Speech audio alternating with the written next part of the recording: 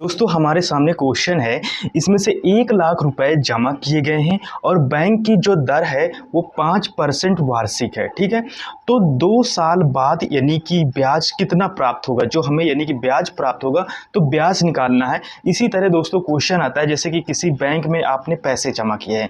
मान लेते हैं जो बैंक का नाम है क्या है, SBI। ठीक है, SBI एक बैंक है और वहाँ पर यानी कि 2.5 से 3% तक आपको ब्याज मिलता है। तो ये ब्याज यानी कि ऑफिशियल डाटा होता है जो बैंक द्वारा दिया जाता है। इसी के पर्पज़ से हम क्वेश्चन को सॉल्व करेंगे। तो अब इस पर्पज़ से क्वेश्चन को सॉल्व करने के लिए जैसे हमारे पास 1 लाख रुपए हैं, ठीक है, तो 1 लाख रुपए में आपको 2 साल बाद यानी कि ब्याज कितना हमें प्राप्त होगा और 5% वार्षिक दर है। तो जो हमारा इसमें से पैसा है, मूलधन है, वो कितना है।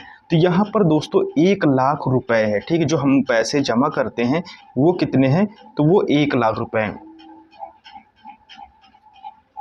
तो ये 1 लाख रुपए है, 1 लाख में 5 जीरो होते हैं। ठीक है, तो ये 1 लाख रुपए हैं और जो हमारी दर है, दर बराबर कितना है, तो दर हमारी कितनी है, 5%। ठीक है, इसी को इंग्लिश में इंटरेस्ट बोलते हैं या क्या कहते हैं। फिर इसके बाद हमारा समय कितना है,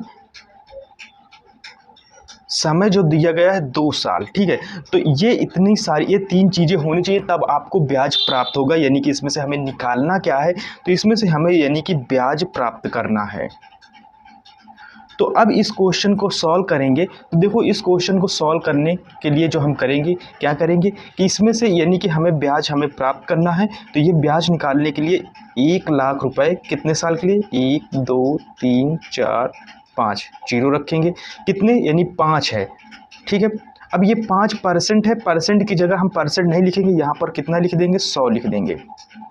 ठीक है, फिर इसके बाद समय कितना है, 2 साल का, तो गुणे 2 कर देंगे। ठीक है, अब यहाँ पर इस क्वेश्चन को सॉल्व करेंगे। देखो 1 2 1 2 2 जीरो काट दिए। अब इसको सॉल्व करेंगे, सॉल्व करो, कितना आ जाएगा, 1 0 0 0, 3 जीरो बचे, गुणे, अब इसका गुणा इसमें कर दो, कोई दिक्कत नहीं है, तो कितना आ जाएगा, 10 आ जाएगा। ठीक है, यानी कि 10। फिर इसके बाद जब इस गुणे को सॉल्व किया जाएगा तो एक जब इसको गुणे करेंगे तो 1 जीरो इसी में से बढ़ जाएगा, तो 1 2 3। ठीक है, और ये 1 4।